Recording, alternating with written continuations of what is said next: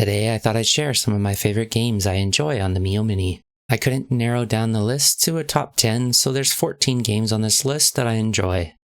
The Miyoo Mini remains one of my favorite consoles for on-the-go travel, as the screen is really nice, it's got a great battery, and the build quality is superb. A lot of these favorites are from my childhood, so it's kind of interesting to revisit them later as an adult. I never expected to be able to play these kind of games on the go.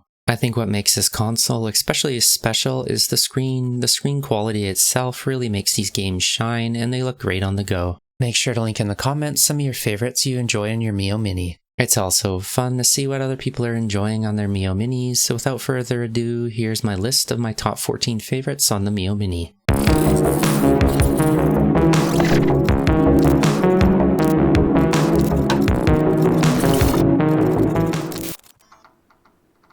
Having a Mega Drive as a kid, it was really fun to play a lot of these co-op games as they really had a lot of replay value.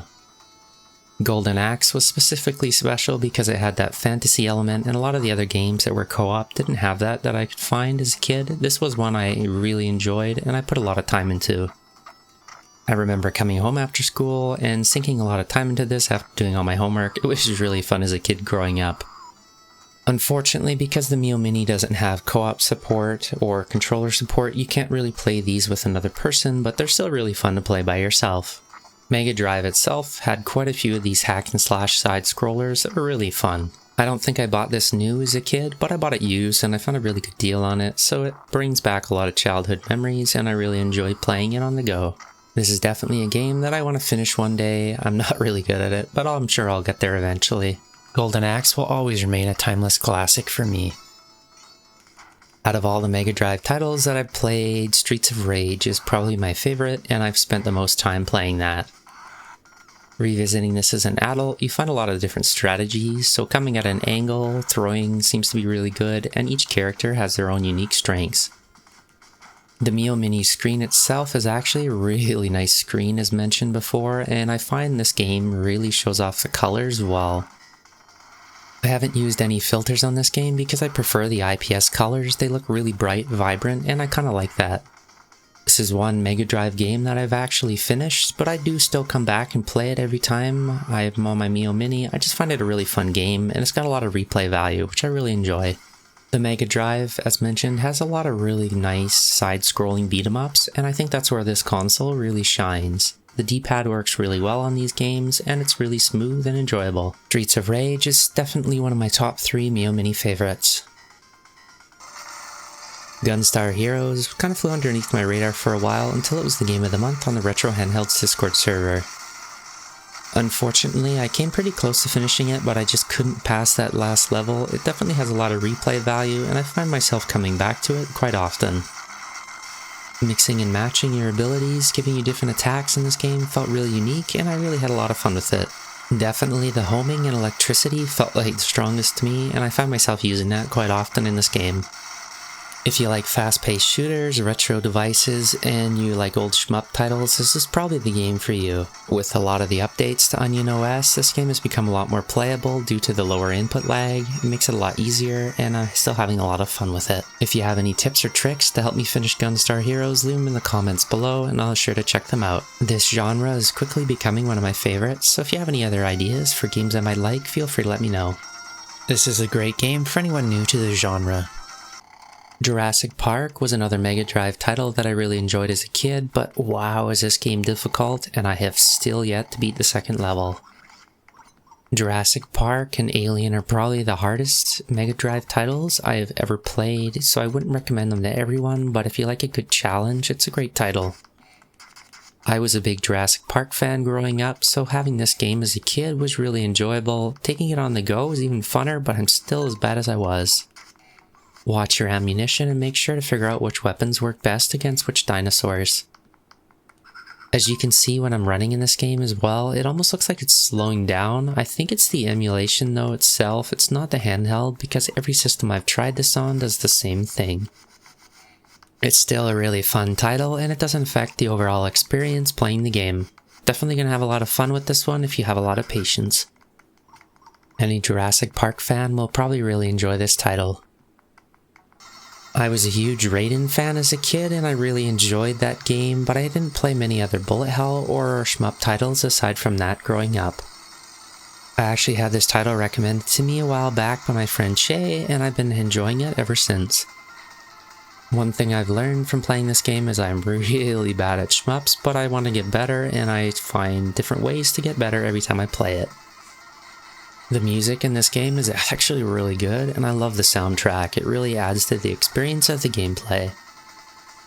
The graphics add a unique spin to it, as it kind of reminds me of the old Raiden titles, but it's got its own unique feel, and a lot of the upgrades feel quite unique compared to a lot of the other shmup titles.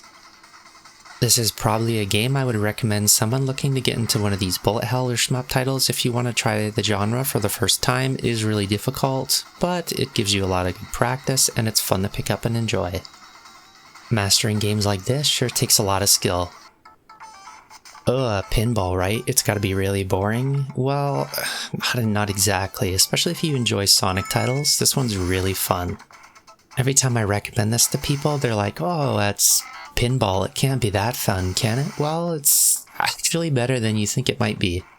I know this is a pretty unique spin on pinball. This is definitely a unique title, but I think you're going to have a lot of fun with it if you give it a good try. The game's soundtrack is also really catchy, and I think they did a really good job with it. I don't think I've actually met another person that has enjoyed this game, so it'd be kind of interesting to see if anyone out there has played it before and enjoyed it. I'm really digging this color palette on this game, as it's pretty vibrant and the screen really shows off the colors well. Sonic Spinball is one of my favorites growing up, and I had a lot of fun with it. Pick it up, give it a try, and see how far you can get. Let me know in the comments below your score, and it'd be interesting to compare. Speaking of the original Sonic titles, Sonic 2 is probably the one I played the most growing up on my Genesis. The iconic sounds still stick with me today, and I love that soundtrack. Out of all the Genesis and Mega Drive titles that I played, this one is definitely in the top 3, and I've had a lot of fun with it, playing it over the years. For some reason, I get a little bit of glitching at the bottom of the screen here, as you can see. I don't know why that is, but it doesn't affect the emulation performance at all. At this point, I kind of feel like this list is just a list of all the games I've never finished, but this is another one that I have yet to finish. Even if I've yet to finish it, it's still one of my favorite games, and I find myself picking it up all the time on these consoles. If you haven't picked up a Sonic title, definitely try the first one before you try this one, but this one has have a couple upgrades to it. I did play this one before I played the original, but both are great. And this list wouldn't be complete without some of the original Pokemon games. Honestly, I played a lot of Pokemon games on the Miyoo Mini, and they're all pretty great. It was actually pretty tough narrowing the Pokemon games down.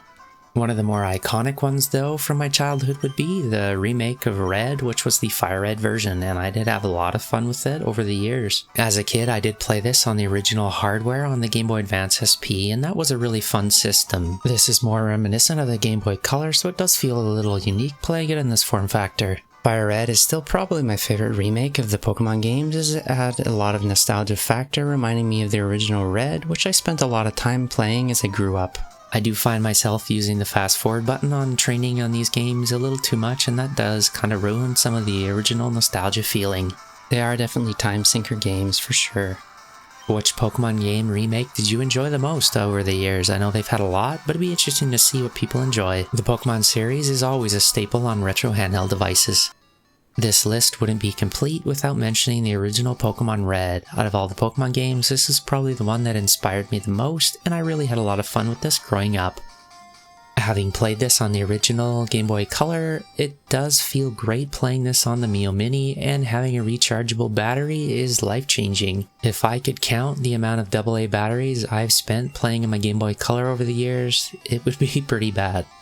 I remember as a kid having the Game Boy Color playing Pokemon Red and needing that little worm light. It's nice having a backlit screen finally to play this game. Every time I play one of the original Pokemon titles, it's always fun to go at it a different way and try to figure out how to get through the game just a little bit different.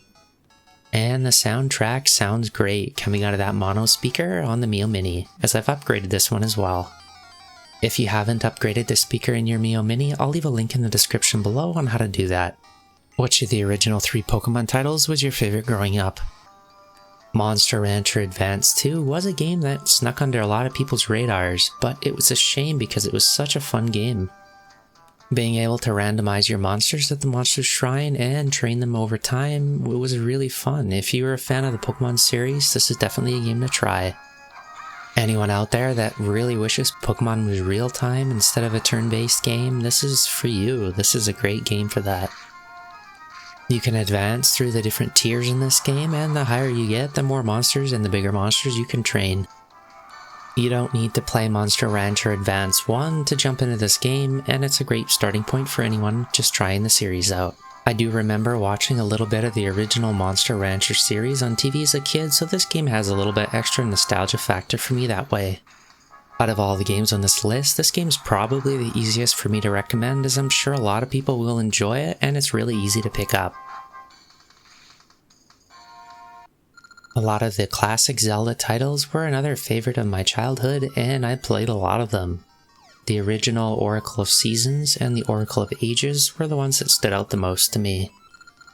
I remember sinking countless hours in these games trying to find all the little mini hidden items and all the upgrades. The story was really cool and unique, and the soundtrack was also really fun. Out of all the titles I played on my Miyoo Mini, this is one I actually played a lot on my 351MP. I have yet to pick this up on here, but I do want to get through it at some point. This is actually one of the titles I did finish on this list as a kid. It was really fun, and I've been having a lot of fun going through it again. It's interesting to see how well these games have aged and how great they look on this system. If you've somehow managed to avoid Legend of Zelda titles growing up, this is a great starting point, and either of these are easy recommendations. Cave Noire is a single-player roguelike game that came back out in 1991 on the original Game Boy hardware. This game probably sits at about a top 5 on this list. It's a pretty new game for me as I just picked it up in the last year, but I love the soundtrack and the gameplay is super addictive. If you're looking for a quick pick up and play game, this is probably the game on the list for you. All the hidden rooms and the extra dungeon crawler mechanics in this game make this game feel really far ahead above its time. If you enjoy similar modern indie games to Hades or Dead Cells, you'd probably like this style game. The combat in this game is turn-based, so just be aware if you're looking for something that's a real-time game that it does play in turns. Being sort of a niche title, this is not for everyone, but I mean if you're willing to sit down and give it a try, I'm sure you'll have a lot of fun with it. Just a quick side note, I also really love the cover art they did for this game. Switching things over to the 3D side, this is definitely one of my favorite games I played on Sega Dreamcast. Obviously this is not the Sega Dreamcast version, but it plays very well. Being a big Sega fan growing up, this was really cool to see play on a console like this. It runs really smooth and I don't get very many frame dips. The original Vigilante 8 game was really fun, but the Vigilante 8 Second Offense had a lot of upgrades that made this one stand out over the original. As you complete each of the different story campaign missions, you can unlock new cars and get new upgrades for them, making them a lot stronger. This is another game that kind of snuck under the radar as Twisted Metal got a lot more attention than this one. Each car has its own special, making it feel unique from the rest, and each normal weapon has a set of different combos you can use with it. There's quite a few different campaign missions to unlock with all the cars that they have in the game, and there's also quite a few different maps. This game currently sits in the top 3 for my childhood favorites. This is another title that's hard to explain why I think it's enjoyable, but it has a reason. There are certain fishing games that I think anyone would find enjoyable if you give them a chance. 2 games specifically stand out from the rest. Real Fishing Wild and Sega Marine Fishing are much better fishing games overall, but both are on the Dreamcast, unfortunately. If you're new to the genre and you want to try a fishing game for the first time, check out Sega Marine Fishing, as it offers a very unique experience that I think everyone would enjoy. The Real Fishing lineup is set to be more of a relaxing paced game, whereas the Sega Marine Fishing is set more action based. The old Reel Fishing 1 and 2 from the PlayStation work great on the Miyoo Mini, and they're both really relaxing and enjoyable to play. PlayStation 1 seems to work really good on the Miyoo Mini, and I'm happy with a lot of the performance improvements that I've been seeing with the updates. If you're looking for a relaxing game, try Reel Fishing. I think you'll have a lot of fun. Thanks for watching, and I hope you found something that you want to play. Which games are your favorite on the Miyoo Mini?